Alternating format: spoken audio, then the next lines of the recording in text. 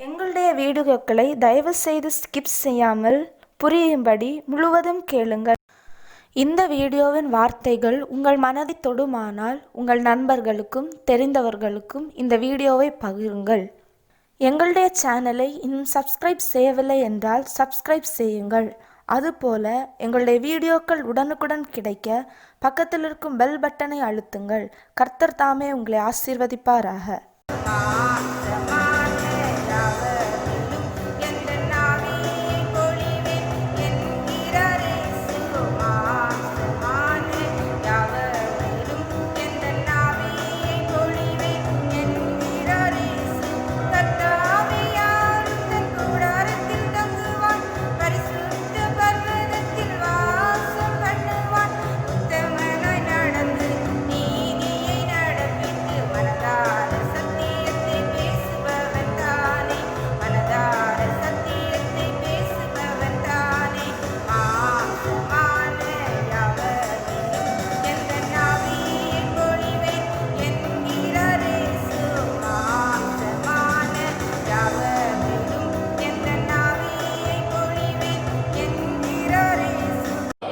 ஹல்லேலூயா. நம்ம இயேசு நல்லவர். 7வது பாயிண்ட், 6வது பாயிண்ட் பார்த்தோம். நம்ம என்ன பார்த்தோம்? இயேசு நியாயபரணத்தை நீக்கியுள்ளார் என்கிற பாயிண்டில் பார்த்தோம். தொடர்ச்சியாக இன்று 7வது பாயிண்ட்டை பார்ப்போம். 10 கட்டளை நீக்கப்பட்டது. ஆமென், ஆமென். கர்த்தராகிய தெய்வம் மோசேயின் மூலமாக இஸ்ரவேல் ஜனங்களுக்கு எழுதி கொடுத்த 10 கட்டளை ஒழிக்கப்பட்டது. ஆமென், ஆமென். ஹல்லேலூயா, ஹல்லேலூயா. மரணத்திற்கு ஏதுவான ஊழியம் என்று, ஒளிந்து போகிற ஊழியம் என்றும் கூறப்படுகிறது. ஆமென். இந்த 10 கட்டளைக்கு 2 பேர் கொடுத்திருக்கு. என்ன பேர்? ஒன்று மரணத்துக்கு ஏதுவான ஊழியம் என்றும், இன்னொன்று ஒளிந்து போகிறதற்கு ஏதுவான ஊழியம் என்றும் குறிப்பிடப்பட்டிருக்கிறது. ஆமென். 10 கட்டளையின்படி நடந்தால் 10 கட்டளையை நாம் ஏற்றுக்கொண்டு அதை காணாமல் படித்து அந்த 10 கட்டளையும் நிறைவேற்றாமல் இருந்தால் மரணம் நிச்சயம். கண்ணுக்கு கண் பல்லுக்கு பல் என்கிற சட்டத்திட்டமுடையதாக இருக்கிறது. ஆமென், ஹல்லேலூயா. அந்த 10 கட்டளையும் ஏற்று ஊழியம் செய்கிறதும் ஒளிஞ்சு போவதற்காகவே உருவாக்கப்பட்டது. ஏனென்றால் ஆதி ஆகமத்தில், அது ஆதியில் வானத்தையும் பூமியும் சிருஷ்டித்த காலத்திலேயே பூமியில் இரட்சகர் ஒருவர் வர வேண்டும் என்று வெளிப்படுத்தின விசேஷத்தில் சொல்லப்பட்டிருக்கிறது. நாம் போகும்போது அந்த வசனம் வரும்போது நாம் பார்த்து கொள்ளலாம். பாருங்கள், அந்த இந்த 10 கற்பனை ஒளிந்து போவதற்காக உருவாக்கப்பட்டது. இயேசு கிறிஸ்து ஒருவர் வளர்ந்து இதை ஒழித்து போட்டு புதிய ஏற்பாடை தோற்றுவிப்பார் என்பதை அவர் அந்த கட்டளையை கொடுப்பதற்கு முன்னால், பல 1000 வருஷத்திற்கு முன்னாலேயே தீர்மானித்து கொடுத்த காரியம். அன்று இஸ்ரவேல் ஜனங்களுக்கு கர்த்தராகிய தேவன் கொடுத்த பிரமாணம். இன்று புதிய ஏற்பாட்டு காலத்தில் கர்த்தராகிய இயேசு கிறிஸ்து புதிய பூமி புதிய வானத்தில் போகிறது வரைக்கும் அவருடைய புதிய பிரமாணத்தை நாம் ஏற்றுக்கொண்டு ஆக வேண்டும். இதே போல இந்த பாலும் தேனும் ஊறிய கானான் தேசத்திற்காக இஸ்ரவேல் ஜனங்களை எகிப்தின் அடிமைத்தனத்திலிருந்து மீட்டு கொண்டு வந்து அற்புதத்தினாலும் அடையாளத்தினாலும் ஆச்சரியத்தினாலும் கொண்டு வந்து பாலும் தேனும் ஊறிய கானான் தேசத்திற்குள்ளே அவர் விட்டபோது, அந்த பாலைவனத்தின் கடைசி யாத்திரை வரும்போதே கர்த்தராகிய தெய்வம் மோசே அழைத்து மோசையின் மூலமாக கொடுத்த கட்டளைகள் நிறைய, அதே போல பிரமாணங்களை, இந்த நியாய பிரமாணங்களை 10 கட்டளையையும் கர்த்தராகிய தேவன் மோசையின் மூலமாக இஸ்ரவேலுக்கு கொடுத்தார். ஆமென். ஆனால் தெய்வம் அறிந்து தெரிந்து புரிந்துதான் கொடுத்தார். இந்த மோசேயுடைய கட்டளை தொடங்குவதற்கு முன்னால் ஆதாமின் காலத்திற்கு முன்னாலேயே இந்த இடைப்பட்ட கிட்டத்தட்ட 2500 வருஷத்திற்கு முன்னாலேயே, அதற்கும் பல வருஷங்களுக்கு முன்னாலேயே கர்த்தராகிய இயேசு கிறிஸ்து அவருடைய செல்லமடியில் உட்கார்ந்திருந்த ஆட்டுக்குட்டியாகிய நம்முடைய இயேசு கிறிஸ்துவிடம் பிதாவானவர் கேட்கிறார், என்னுடைய ஜனங்களை நீ மீட்டெடு ரட்சிப்பதற்காக தனியே பலியாகித்து உன்னுடைய இரத்தத்தை சிந்த நீ ஆயத்தமாய் இரு என்று கட்டளை பிறப்பித்து அதை இயேசு கிறிஸ்து ஏற்றுக்கொண்டார் என்று வேதம் சொல்லுகிறார். அப்போது இந்த நியாயப்பிரமாணம் ஒளிந்து போகும், இந்த நியாயப்பிரமாணம் நீக்கப்படும் என்று கர்த்தராகிய தேவன் அறிந்து தெரிந்துதான் இந்த 10 கட்டளையும் கொடுத்திருக்கிறார். ஆமென். 10 கட்டளை நீக்கப்பட்டது. மரணத்துக்கு ஏதுவான ஊழியம் என்றும் ஒளிந்து போகிற ஊழியம் என்றும் கூறப்படுகிறது. 2 கொரிந்தியர் 3வது அதிகாரம் 2 கொரிந்தியர் 3வது அதிகாரம் 7-8 வாசிக்க கேட்போம். எழுத்துக்களினால் எழுதப்பட்டு கற்களில் பதித்திருந்த மரணத்துக்கு ஏதுவான ஊழியத்தை, அப்ப கற்களினால், அதாவது கர்த்தருடைய கரத்தினால் பலவேளை எழுதி கொடுத்த 10 கட்டளையினால் ஊழியம் செய்கிற ஊழியம் மரணத்துக்கு ஏதுவான ஊழியம். எழுத்துக்களினால் எழுதப்பட்டு கற்களில் பதித்திருந்த மரணத்துக்கு ஏதுவான ஊழியத்தை, ஆமென் ஆமென் ஹல்லேலூயா, செய்த மோசேயுடைய முகத்திலே மகிமை பிரகாசம் உடனடியாக உண்டானபடியால் இஸ்ரவேல் புத்திரர் அவர் முகத்தை நோக்கி பார்க்க கூடாது இருந்தார்களே. ஒளிந்து போகிற, ஆமென். 2 பேர் கொடுத்தோம். ஒன்று மரணத்துக்கு ஏதுவான ஊழியம், 10 கற்பனையின்படி செய்கிற ஊழியம். 10 கற்பனையின்படி செய்கிற ஊழியம் ஒளிந்து போகிற ஊழியம் என்பதை நாம் பேர் கொடுத்தோம். அந்த 2 பேரும் 2 வசனத்தில் இருக்கிறது பாருங்கள். எழுத்துக்களினால் எழுதப்பட்டு கற்களினால் பதித்திருந்த மரணத்துக்கு ஏதுவான ஊழியத்தையும் செய்த மோசேயுடைய முகத்திலே. அடுத்தது பாருங்க 8, ஒளிந்து போகிற மகிமையுடைய அந்த ஊழியம். அப்படிப்பட்ட மகிமை உள்ளதா இருந்தால் ஆவிக்குரிய ஊழியம், கர்த்தராகிய இயேசு கிறிஸ்துவின் மகத்துவத்தினால் கண்ணில் காணப்படாததும் கேட்டு விசுவாசிக்கிறதுமான மகிமை நிறைந்த ஊழியத்திற்கு எவ்வளவு மகா பெரிய மகிமை உண்டு என்று நாம் பார்க்க வேண்டும். ஆமென் ஹல்லேலூயா. அப்ப 10 கட்டளை நம்மளை விட்டு நீக்கப்பட்டது என்பதை நாம் புரிந்து கொள்ள வேண்டும். இந்த 10 கட்டளையும் கர்த்தராகிய தேவன் புதிய ஏற்பாட்டில் அவருடைய மகத்துவத்தினால் நமக்கு வேறு கற்பனையாக தந்திருக்கிறார். அதை ஏற்றுக்கொண்டு நடப்பதற்காக இந்த 10 கட்டளையும் ஞாபகப்படுத்தி அதன்படி நடக்கிறதுல எந்த தவறும் இல்லை, நடந்தாக வேண்டும். ஆமென். ஆனா 10 கட்டளையும் படித்து அதன்படி ஊழியம் செய்து அதன்படி செய்து நீதியை நிறைவேற்றுவதற்கு முடியாத பட்சத்தில், மரணத்துக்கு ஏதுவாய் போய்கொண்டிருந்த பட்சத்தில் புதிய ஏற்பாடை கர்த்தர் தந்திருக்கிறார். இந்த புதிய ஏற்பாட்டில் கர்த்தராகிய தேவன் தந்த கற்பனையை ஞாபகப்படுத்துவதற்காக, அதை தெளிவுபடுத்துவதற்காக இந்த 10 கட்டளையையும் நாம் கற்றுக்கொள்கிறதுல தவறே இல்லை, கற்றுக்கொள்ள வேண்டும். ஆமென். சரி, 8வது. ஆமென் ஹல்லேலூயா ஹல்லேலூயா. நியாயப்பிரமாணத்தை பின்பற்றுபவர்களின் நிலை. 1, இயேசுவின் சுதந்திரவாளிகள் அல்ல. அப்ப சவுந்தரே சனிக்கிழமை ஆராதிக்கிற ஆராதனை, ஜெபிக்கிற ஜெபத்தை செய்கிறவர்கள் நிச்சயமா இயேசுவின் சுதந்திரவாளிகள் அல்ல. யாருக்கா? இயேசுக. இன்னைக்கு யெகோவா விட்னஸ்னு டபுள் 2 பேராக வீடு வீடாக உபதேசத்தை கொடுக்கிறார்கள். ஆமென் ஹல்லேலூயா.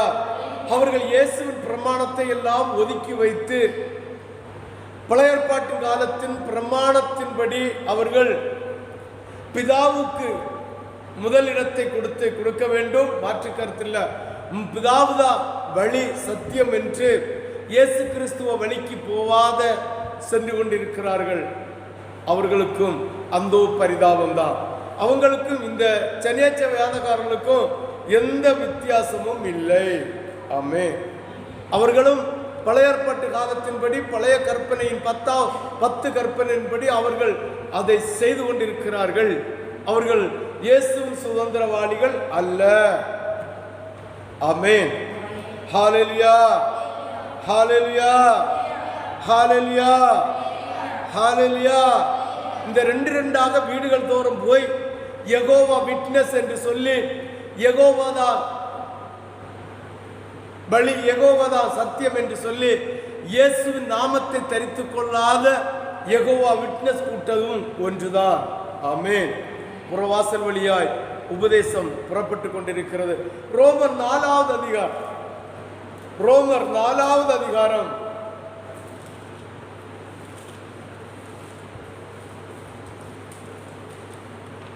அதன் 14வது வசனத்தை வாசிக்க கேட்போம். ஆமென். நியாயப்பிரமாணத்தை சார்ந்தவர்கள் சுதந்திரவாளிகளானால் விசுவாசம் வீணாய் போம், வாக்குத்தத்தமும் வீணாய் போம். ஆமென். அப்ப நல்லா புரிஞ்சுக்கணும், இந்த நியாயப்பிரமாணத்தை சார்ந்தவர்கள் இயேசுவின் சுதந்திரவாளிகள் அல்ல. ஆமென். நியாயப்பிரமாணத்தை சார்ந்து நியாயப்பிரமாணத்தின்படியே நாம் பரலோகம் போகுமானால் விசுவாச பிரமாணம் அத்தனையோ வீணாக போகும். விசுவாச பிரமாணத்தை தந்த இயேசு கிறிஸ்துவும் பொய்யராகி விடுவார். அப்ப இந்த 7ஆம் நாள் ஆராதனை வைத்திருக்கிறவர்களும் இந்த யெகோவா விட்னஸ் என்று சொல்லி இயேசு நாமத்தை தரித்து கொள்ளாதவர்களும் அவர்கள் இருவரும் இயேசுவின் சுதந்திரவாளிகள் அல்ல என்பதை நாம் புரிந்து கொள்ள வேண்டும். இரண்டாவது, அவர்கள் சாபத்திற்கு உட்பட்டு இருக்கிறார்கள். எப்படி? சாபத்திற்கு உட்பட்டு இருக்கிறார்கள். என்னத்துக்கு உட்பட்டு இருக்கிறார்கள்? சாபத்துக்கு உட்பட்டு இருக்கிறார்கள். ஆமென். ஹalleluya, ஹalleluya. இப்ப 10 கட்டளை ஊழியத்தின்படி 10 கற்பனையின்படி வாழ்கிற பிள்ளைகள் அத்தனை பேரும் நிச்சயமாகவே இயேசுவின் சுதந்திரவாளிகளும் அல்ல, அவர்கள் சாபத்துக்கு உட்பட்டவர்கள். ஆமென். ஹalleluya. கலாத்தியர் 3வது அதிகாரம், கலாத்தியர் 3வது அதிகாரம் அதன் 10வது வசனத்தை வாசிக்க கேட்போம். நியாயப்பிரமாணத்தின் கிரியைக்காரர்களாகிய யாவரும். ஆமென். நியாயப்பிரமாணத்தின்படி கிரியை செய்கிற, அதன்படி நடக்கிற, அதன் சாட்சிப்படி நடக்கிற யெகோவா விட்னஸும். ஆமென், ஆமென், ஆமென். யெகோவா விட்னஸும் அதன்படி நடக்கிற 7வது நாள் ஆராதை சவுந்தரை மார்க்கத்தாரும்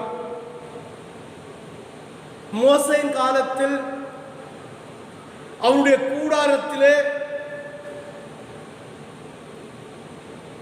கேருபீன்களின் உருவத்தை பொறித்து வை என்று பழைய ஏற்பாட்டு காலத்தின் நீதியிலே சொல்லப்பட்ட அந்த கேருபீன்கள் உருவத்தையும் பழைய ஏற்பாட்டு காலத்திலே கண்ணுக்கு கண் பல்லுக்கு பல் என்கிற, கண்ணுக்கு கண் பல்லுக்கு பல் என்கிற சட்டத்திட்டத்தின்படி நடந்தது நிமித்தம் கொள்ளிவாய் சர்ப்பத்தினால் சாபம் வந்து மரித்து போனவர்கள் கண்ணோக்கி பார்ப்பதற்காக கொள்ளிவாய் சர்ப்பத்தின் உருவத்தை பொறித்து வைத்தது நிமித்தமும் தேவனுடைய உடன்படிக்கை பற்றியை சுமந்து கொண்டு போகும்போது அது ஒரு தேசத்தில் வைக்கப்பட்டது நிமித்தம், அதை பிடிக்கப்பட்டது நிமித்தம், மூலவியாதி வந்தது நிமித்தம் மூலவியாதியின் தெய்வமாகிய எலியின் பருவத்தை பொறித்து பாகாலுடைய மேடைகளில் படைக்கப்பட்டு வணங்கி வந்ததையும் சுட்டிக்காட்டுகிற கத்தோலிக்க தூத்துக்குடி கத்தோலிக்க திருச்சபையின் ஃபாதர் அவர்கள் புரிந்து கொள்ள வேண்டியது, அவரும் அவரை சார்ந்தவர்களும் சபிக்கப்பட்டவர்கள் என்ற அர்த்தம். வேதம் சொல்லுகிறது, பழைய ஏற்பாட்டு காலத்தில் உள்ள சட்ட திட்டங்களை, பழைய ஏற்பாட்டு காலத்தில் உள்ள 10 கற்பனைகளை உடன்படிக்கைகளை ஏற்று அதன்படி செய்கிறவர்கள் இயேசு கிறிஸ்து தந்த புதிய நியமத்தின் புதிய மகத்துவத்தின்படி வாழாமல், அவருடைய சுவிசேஷத்தின்படி நாம் செய்யாமல், அவருடைய அன்பின்படி நாம் நடக்காமல் கர்த்தராகிய தெய்வத்திற்கு ரூபம் ஒன்றும் இல்லை என்று இயேசு கிறிஸ்து தன்னுடைய வாயினால் அவர் பேசப்பட்டதை நினைவு கூறாமல், தேவனுடைய வார்த்தையை கவனித்து உற்று நோக்காமல், பழைய ஏற்பாட்டு காலத்தின் சட்டத்திட்டம் கண்ணுக்கு கண் பல்லுக்கு பல் என்கிற நியாயப்பிரமாணத்தின்படி வாழ்கிற சௌந்தரிய மார்க்கத்தாரா இருந்தாலும் சரிதான், யெகோவா விட்னஸ் என்று சொல்லி இயேசு நாமத்தை தரித்துக் கொள்ளாத அந்த கயவர்களாயிருந்தாலும் சரிதான், சர்ப்பம் கொள்ளிவாயில் சிலை உருவத்தை பொறித்து வைத்தார் என்று சொல்லி மோசையிடம் சொல்லப்பட்டதையும், தேவனுடைய கூடாரத்திலே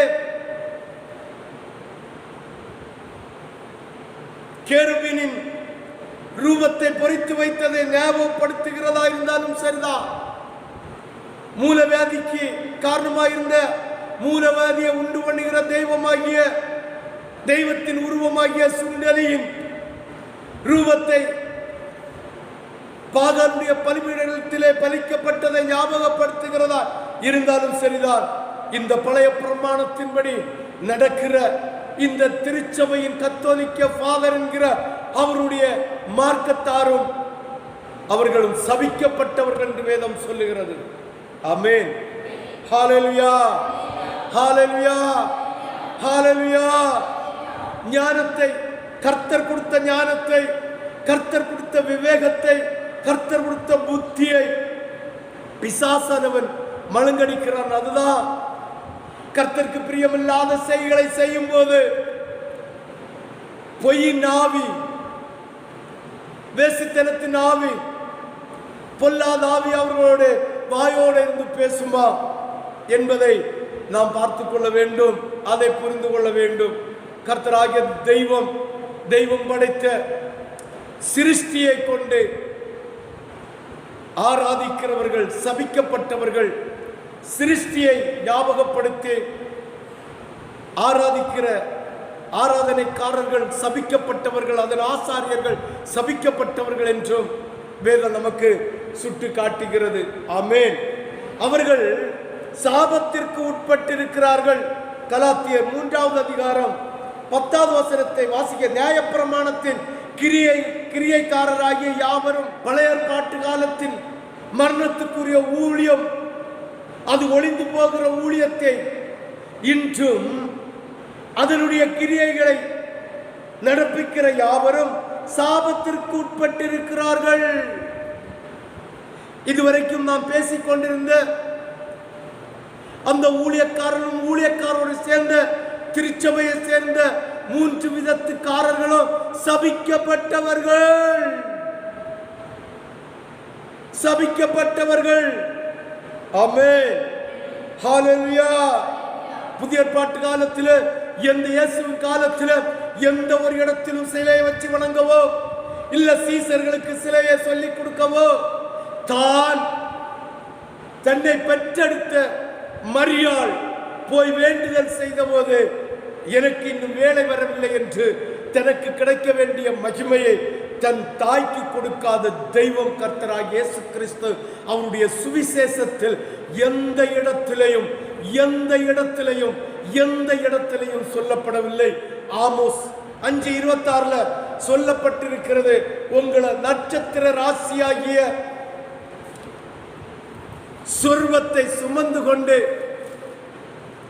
உங்களுடைய தெய்வத்தை, கன்னிமரியாளின் ரூபத்தை இல்ல புனிதனுடைய ரூபத்தை சுமந்து போகிற, சுமப்பதற்காக ஆயத்தப்படுத்துகிற சப்ரத்தை உடையவர்கள். வாசி அந்த வசனத்தை ஒரு விசை. நீங்கள் உங்களுக்கு உண்டாக்கின மோளோகுடைய கூடாரத்தையும் உங்கள் தேவர்களையும் நட்சத்திர ராசியாகிய உங்கள் சொரூபத்தின் சப்பரத்தையும் சபிக்கப்பட்டு போகிறார்கள். நமஸ்கு கந்தால் நரகத்திலே கொண்டு தள்ளப்படும் என்பதை புரிந்து கொள்ள வேண்டும். ஆமென், ஆமென், ஹல்லேலூயா, ஹல்லேலூயா. வேதம் அதுதான் சொல்லுகிறது. நியாயப்பிரமாணத்தின் கிரியைக்காரராகிய யாவரும் சாபத்திற்குட்பட்டிருக்கிறார்கள். நியாயப்பிரமாணமான புஸ்தகத்தில் எழுதப்பட்டவைகளை எல்லாம் செய்யத்தக்கதாக அவைகளில் நிலைத்திராதவன் எவனோ அவன் சபிக்கப்பட்டவன் என்று எழுதியிருக்கிறது. ஆமென், ஆமென். பாகாலுடைய ஜனங்கள் வெளிப்பட்டதை நினைவு கூர்ந்து கன்னிமரியாளின் ரூபத்தையும் புனிதர்மாருடைய ரூபத்தையும் இன்னும் அவர் அந்த ஃபாதர் சொல்றது போல சாமியார் சொல்லுவது போல சுண்டலியின் ரூபத்தையும் அவன் சொல்லுகிறபடியினால் சர்ப்பத்தின் ரூபத்தையும் செய்து வழிபடுகிறவர்கள், பழைய ஏற்பாட்டின் கற்பனையின்படி நடக்காதவர்கள், அதே அவருடைய கர்த்தராகிய தேவன் எழுதி கொடுத்த 10 கற்பனையிலே ஒன்று, வானத்தின் கீழே பூமியின் மேலே மனுஷனுடைய கையினால் தேவனுடைய கரத்தினால் உருவாக்கப்பட்டு வைத்திருக்கிற எந்த ஒரு பொருளினாலும் மனுஷனுடைய கைவயினால் செய்யப்படுகிற ஆணுருவோ பெண்ணுருவோ மிருகத்தின் உருவோ பறவையின் உருவோ மச்சத்தின் உருவமோ சித்திரத்தை ஆகிலும், விவிலியத்தில் அழகா சொல்லப்பட்டிருக்கிறது, சித்திரத்தை ஆகிலும் தீட்டுகிறவன் தீட்டி நமஸ்கரிக்கிறவன் நினைக்கிறவனுக்கு ஐயோ. அது சாமியாரா இருந்தாலும் சரி, இல்ல தேவ பிள்ளைகள் என்று சொல்லக்கூடிய திருச்சபை பிள்ளைகளா இருந்தாலும் சரி, அவர்களுக்கு ஐயோ. இதை 10 கற்பனை கட்டளையை நமஸ்கரிக்க முடியாமல் அதை அதன்படி செய்ய முடியாத இந்த ஜென்மங்கள் தேவன் உதாரணத்துக்காக ஒரு சில காரியங்கள் கண்ணுக்கு கண் பல்லுக்கு பல்லாக செய்யப்பட்டிருக்கிற ஒரு சில காரியத்தை சுட்டிக்காட்டி வணங்குவார்கள் என்றால் அந்த பரிதாபம் ஒருவனும் தேவனுடைய ராஜ்யத்திற்கு போய் சேர முடியாது. விக்கிரகம் எங்கிருக்கோ அங்கு விக்கிரக ஆவி இருக்கின்ற எரேமியா தீர்க்கதரிசியின் மூலமாய் பழைய ஏற்பாட்டு காலத்திலே சொல்லப்பட்டதை காதில் உணரலையோ? விக்கிரகம் எங்கிருக்கோ அங்கு விக்கிரக ஆவி இருக்கோ, விக்கிரக ஆவி எங்கிருக்கிறதோ அங்கு விபச்சாரம் நடக்கும் என்று வேதம் திட்ட தெளிவாய் சொல்லுகிறதை உணராத ஜென்மங்களாய் இருக்கிறார்களோ? ஆமென் சொல்லலாமே, ஆமென் சொல்லலாமே. ஹல்லேலூயா, ஹல்லேலூயா. மூன்றாவது,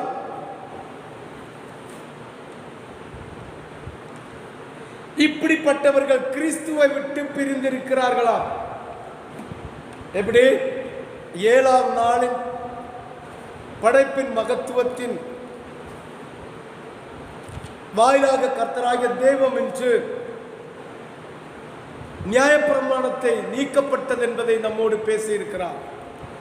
7ஆம் நாள் கர்த்தர் ஓய்ந்திருந்தார் என்பதற்காக அவர் வேலை செய்யலை என்பதை நாம் இல்லை என்பதை நாம் புரிந்து கொண்டு இருந்தபடினால் நாம் அதையெல்லாம் நமக்கு தெளிவாக சொல்லிக் கொண்டு வந்திருக்கிறார். இந்த ஓய்வு நாளையும் கர்த்தராகிய தெய்வம் இயேசு கிறிஸ்துவின் காலத்தில் ஒளிய பண்ணி அவர் 7ஆம் நாளை பரிசுத்தப்படுத்தினது போல் வாரத்தின் முதல் நாளை பரிசுத்தப்படுத்தி நம் கையில் தந்திருக்கிறார்.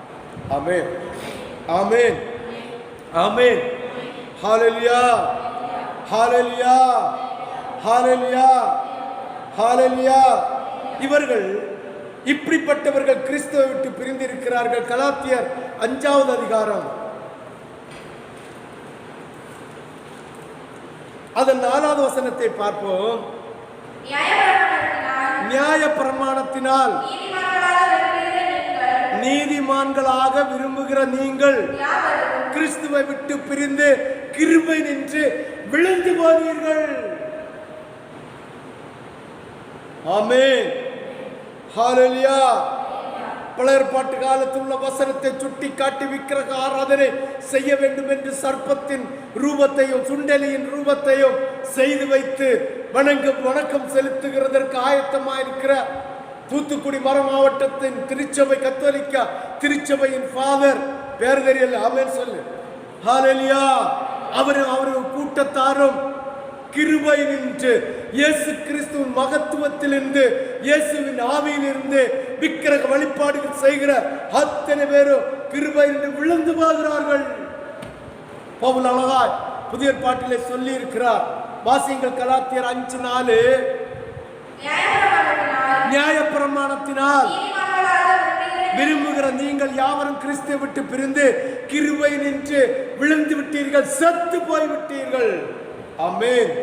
4, அதை போதிக்கிறவர்கள் ஆக்கினை தீர்ப்பு உண்டு. ஆமென். இதை போதிக்கிற ஆசாரியனுக்கு, ஊழியக்காரனுக்கு, இல்ல ஊழியக்காரனுடைய போர்வையில் இருக்கிற சாமியாரா இருந்தாலும் சரிதான், தீர்க்கதரிசிகளா இருந்தாலும் சரிதான், அப்போஸ்தலனா இருந்தாலும் சரிதான், நாட்டியரா இருந்தாலும் சரிதான், உடன் ஊழியக்காரனா இருந்தாலும் ஊழியக்காரியா இருந்தாலும் சரிதான், இதை போதிக்கிறவர்கள் சபிக்கப்பட்டவர்கள். ஆமென். ஆக்கினை தீர்ப்பு உண்டு. ஹல்லேலூயா, ஹல்லேலூயா. அதே கலாத்தியர் 5வது அதிகாரம் 10வது வசனத்தை வாசியுங்கள். நீங்கள்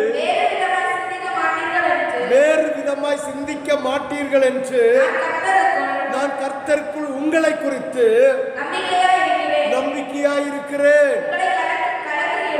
உங்களை கலக்குகிறவன் தனக்கேற்ற ஆக்கினை அடைவான்.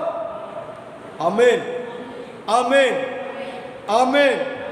ஹல்லேலூயா, ஹல்லேலூயா, ஹல்லேலூயா. ஆமென். இந்த விக்கிரகம் இருக்கிற இடத்துல விக்கிரக ஆவி இருக்கு. விக்கிரக ஆவி இருக்கிற இடத்துல விபச்சாரம் நடக்கும் என்று சொன்ன மோகன்சி அண்ணனுடைய உபதேசம் ரைட் என்பதை வேதத்தின் மூலமாக நாம் பார்க்கிறோம். ஆனாலும் இந்த மோகன்சி அண்ணன் ஒன்றை புரிந்து கொள்ள வேண்டும். நகை அணியலாம் என்று புதிய ஏற்பாட்டிலேயோ பழைய ஏற்பாட்டிலேயோ எங்கு சொல்லப்பட்டிருக்கிறது என்பதை இந்த உலக ஜனங்களுக்கு தெளிவுபடுத்தினால் அதுவும் நன்மையாக இருக்கும் என்று நான் கர்த்தருக்குள் விசுவாசிக்கிறேன். ஆமென். ஹல்லேலூயா, ஹல்லேலூயா. விக்கிரகத்தை பற்றி திட்ட தெளிவமாக, மூழ்கி ஞானஸ்தானத்தை பற்றி திட்ட தெளிவமாக, பரிசுத்த ஆவியை பற்றி திட்ட தெளிவமாக, அந்நிய பாஷையை பற்றி திட்ட தெளிவமாக பேசாதிருந்த மோகன்சி அண்ணன் இப்போது அந்த சத்தியத்தை பேசி வருகிறதை கண்டபோது கேட்டபோது இருதயத்துக்கு மனமகிழ்ச்சியாயிருக்கிறது. இன்று ஒரு உபதேசம் பாக்கி இருக்கிறது, அதையும் அவர் தெளிவுபடுத்தி விட்டால் உலக ஜனங்களுக்கு தெளிவு உண்டாகும் என்று நான் கர்த்தருக்குள் விசுவாசிக்கிறேன். ஆமென். ஹல்லேலூயா. எந்த இடத்துல நகை அணிஞ்சு தேவனுடைய பலிபீடத்தில் ஆராதிக்கலாம், துதிக்கலாம், தேவனை பலி செலுத்தலாம், இல்லாவிட்டால் தேவனுக்கு ஸ்தோத்திர பலி செலுத்தலாம் என்று எழுதப்பட்டிருந்தால் அதை நாங்களும் கடைபிடிப்போம். அதை தெளிவுபடுத்தினால் நலமாயிருக்கும் என்று அவருக்கு அன்பு கட்டளை கொடுக்கிறேன் இந்த செய்தியின் மூலமாக. ஆமென். ஹல்லேலூயா, ஹல்லேலூயா, ஹல்லேலூயா. பாருங்க 10வது வசனத்தை வாசி. வேறு விதமாய் சிந்திக்க மாட்டீர்கள் என்று நான் கர்த்தருக்குள் உங்களை குறித்து நம்பிக்கையாய் இருக்கிறேன். உங்களை கலக்குகிறவன் எப்படிப்பட்டவனாயிருந்தாலும் தனக்கேற்ற ஆக்கினை அடைவான். ஆமென். தன்னைத்தானே வெறுத்து தன் சிலுவை சுமந்து கொண்டு இயேசுவுக்கு பின்னால் போகாமல் ஆடையினாலோ அணிகலன்களினாலோ தன்னை அலங்கரித்து தன்னை வெறுக்காமல் உலகத்தில் இருக்கிற ஆசா பாசங்களுக்கு வெறுக்காமல் இயேசுவின் பின்னால் போக முடியும் என்று சொல்லி கலக்குகிற யாராயிருந்தாலும் ஆக்கினை தீர்ப்பு உண்டு என்று வேதம் நமக்கு சுட்டி காட்டுகிறது. ஆமென். அதை போதிக்கிறவர்களுக்கு. ஆமென். ஹல்லேலூயா. நியாயப்பிரமாணம்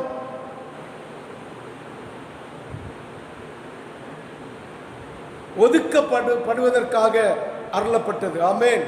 நியாயப்பிரமாணம் ஒழிக்கப்படுவதற்காக, அதாவது ஒதுக்கி வைப்பதற்காக அருளப்பட்டது என்பதை நாம் பார்க்க வேண்டும். ஆமென். தேவனுடைய வார்த்தையாகிய தேவன் யோவான் 1வது அதிகாரம் 1-2 வாசித்து இவ்வுலகத்திற்கு வந்து மரணம் அடைய வேண்டும் என்று இவ்வுலகம் தோன்றுவதற்கு முன்னே தீர்மானிக்கப்பட்ட காரியம். யோவான் 1வது அதிகாரம் அதன் 1-2 வசனத்தை வாசிக்க கேட்போம். ஆதியிலே வார்த்தை இருந்தது, அந்த வார்த்தை தேவனிடத்தில் இருந்தது, அந்த வார்த்தை தேவனாய் இருந்தது, அவர் ஆதியிலே தேவனோடு இருந்தார். ஆமென். சகலமும் அவர் மூலமாய் உண்டாயிற்று, உண்டாயினதென்றும் அவராலே அல்லாமல் உண்டாகவில்லை. அவருக்குள் ஜீவன் இருந்தது, அந்த ஜீவன் மனுஷருக்கு ஒளியாயிருந்தது. ஆமென். ஹல்லேலூயா, ஹல்லேலூயா, ஹல்லேலூயா, ஹல்லேலூயா, ஹல்லேலூயா. நம்ம இயேசு நல்லவரா, நம்ம இயேசு நல்லவரா இருக்கிறார். ஆமென் சொல்லு. ஹல்லேலூயா, ஹல்லேலூயா. ஆதியிலே வார்த்தை என்கிற இயேசு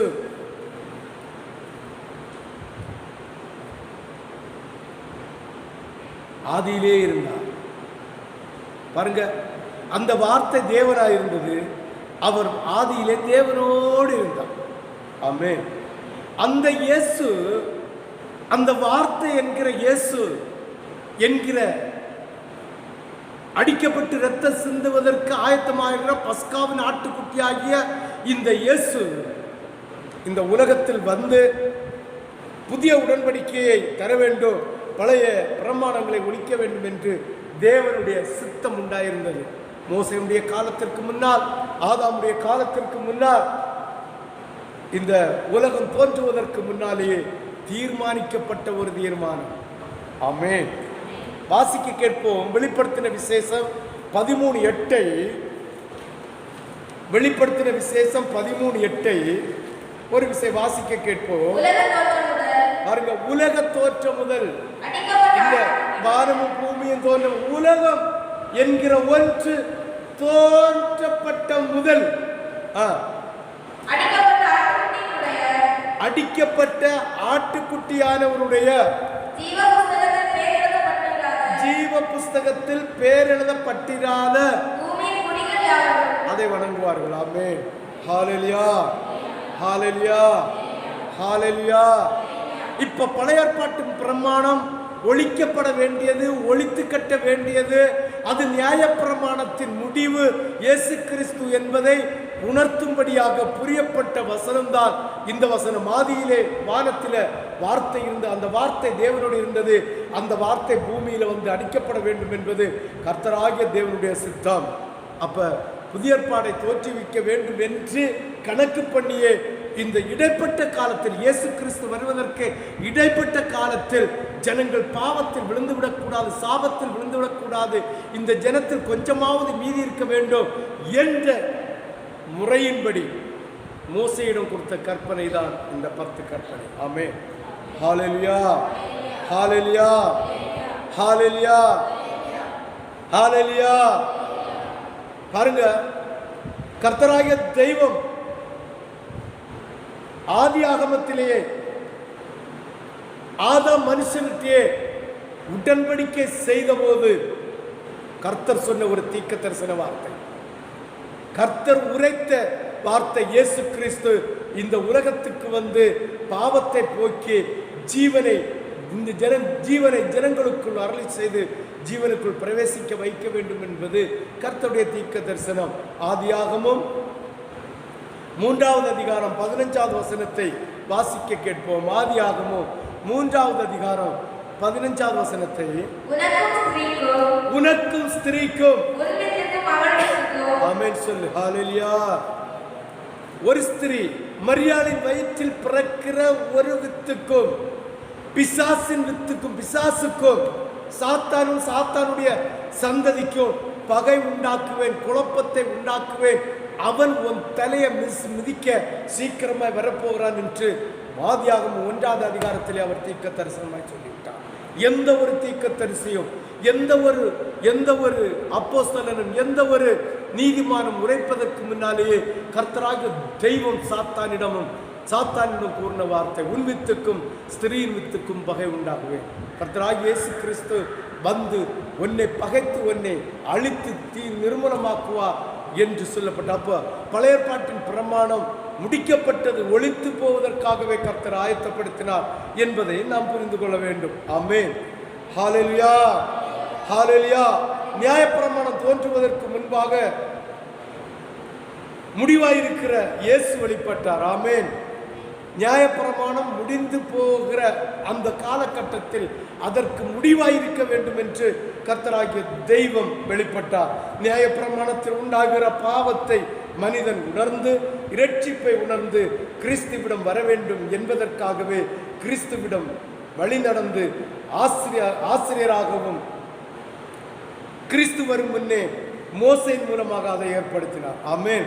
கிறிஸ்துவுக்கு ஆசிரியராக ஆமென் நியாயப்பிரமாணம் இருந்தது என்பதை புரிந்து கொள்ள வேண்டும். அது நியாயப்பிரமாணத்தில் கொடுக்கப்பட்ட சட்டம் எல்லாம் மோசமானதோ அதன்படி நடக்கக்கூடாதோ என்பது அல்ல. ஆமென். மோசையுடைய பிரமாணத்தை நீ கையில் வைத்து விட்டு புதிய ஏற்பாட்டில் இயேசு கிறிஸ்து தந்த இந்த உடன்படிக்கை, கிருபையின் உடன்படிக்கைக்கு உட்பட்ட அத்தனையும் நீ படித்தே ஆக வேண்டும்.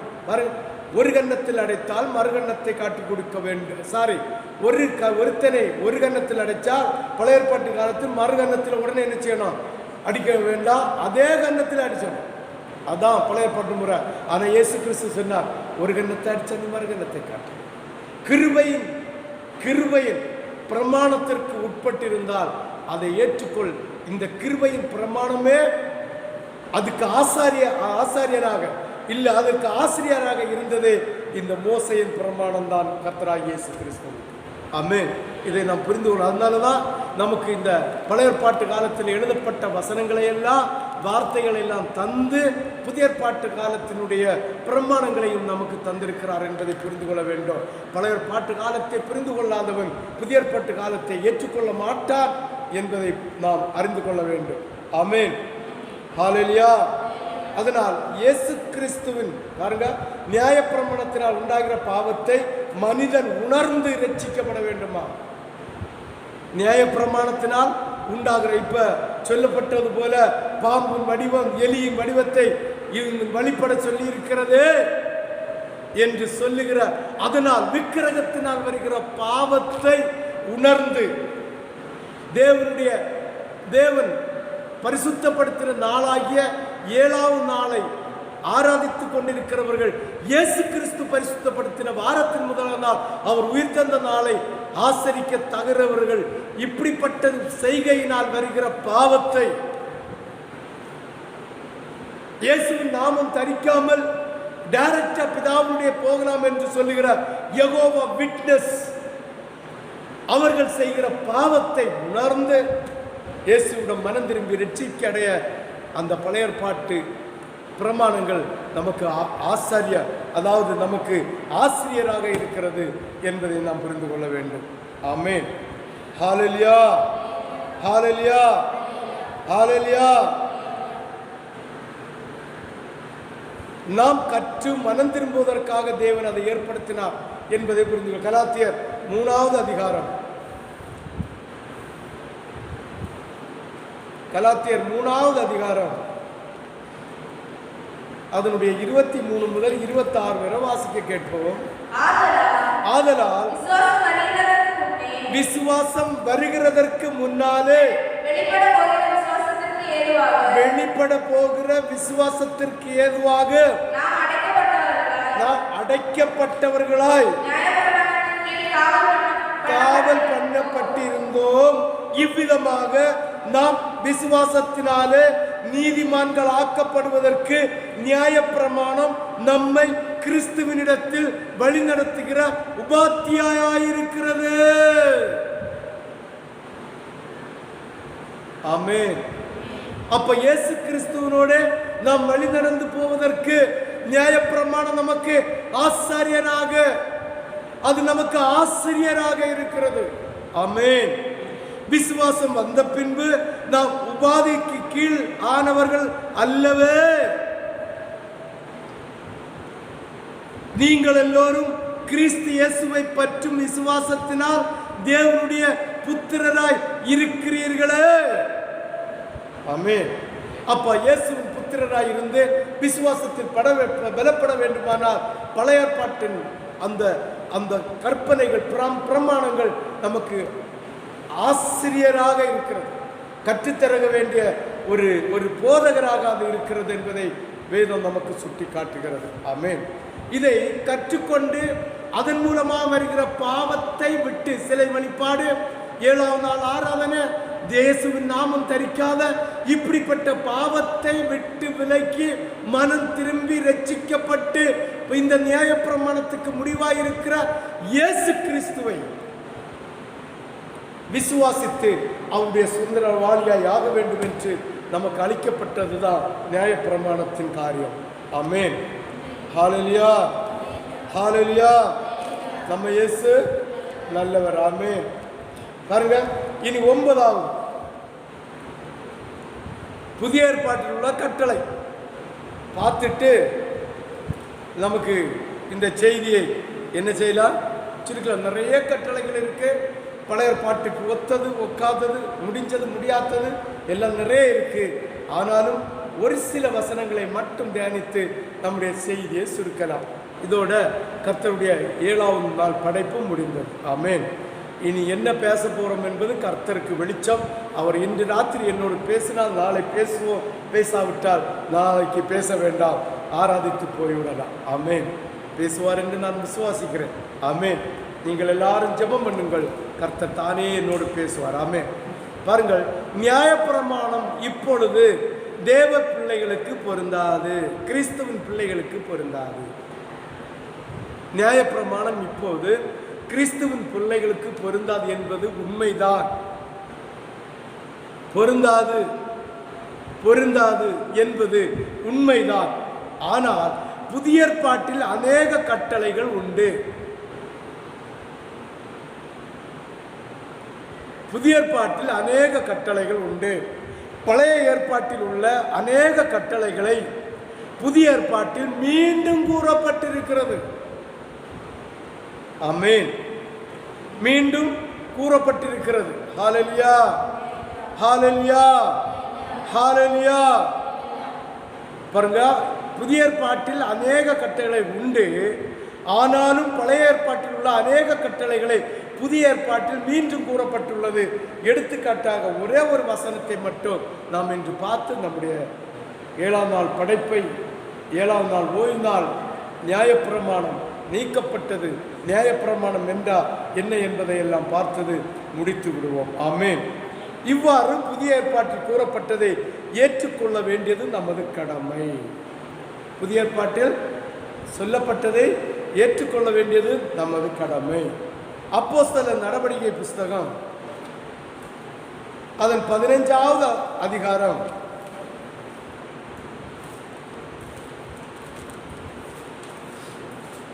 அதன் 15வது அதிகாரம் 28, 29 ஆகிய இரு வசனங்களையும் நாம் வாசித்து தேவனுடைய வார்த்தையை உச்சரிப்போம். எவையெனில் விக்கிரகங்களுக்கு படைக்கப்பட்டவைகளுக்கும் இரத்தத்திற்கும் நெருங்குண்டு சத்ததுக்கும் வேசித்தனத்திற்கும்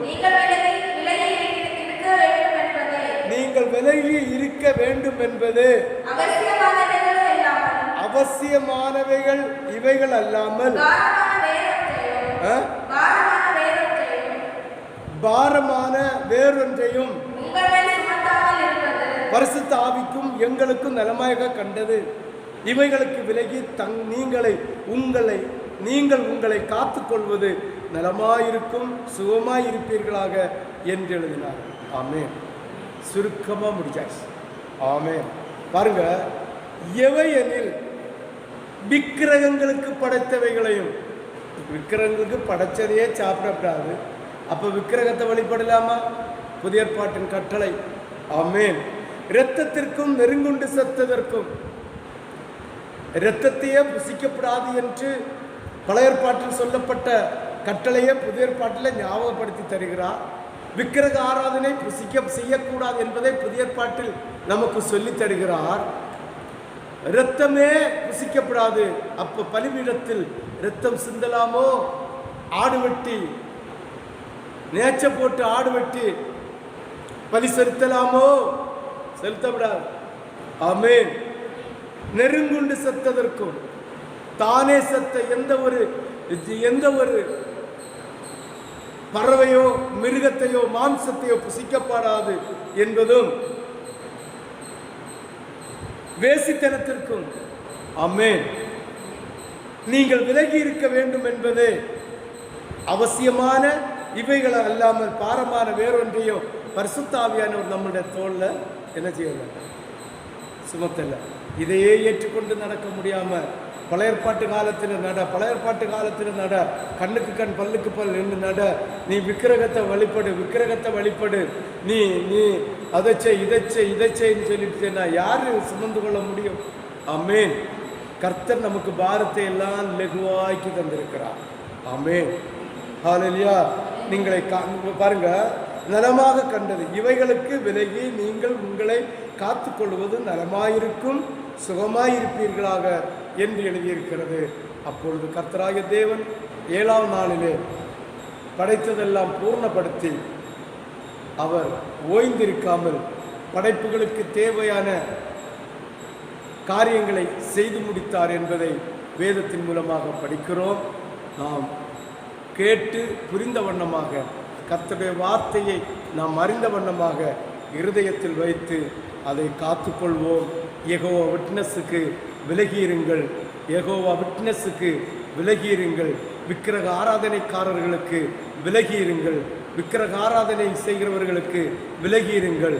7ஆம் நாள் ஆராதனை செய்கிற சவுந்தரிய மார்க்கத்தாருக்கு தூரமாயிருங்கள் என்று கர்த்தர் உங்களை பார்த்து இருகரம் கூப்பி கேட்கிறார். அப்படியே எழுப்பி முழங்கால்.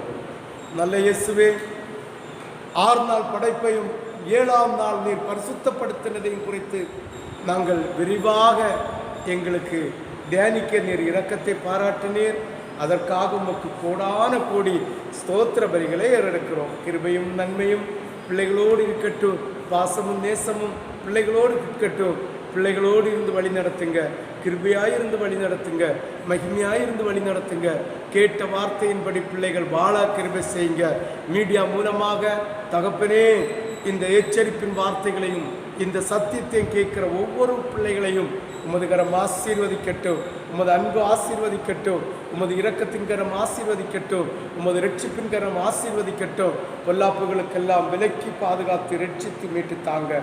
அடியேன் உமது கரத்தில் பாதம் பணிந்து தருகிறேன். மீட்பர் இயேசு கிறிஸ்துவின் நாமத்தில் ஜெபம் கேளும் எங்கள் நல்ல பிதாவே. ஆமென்.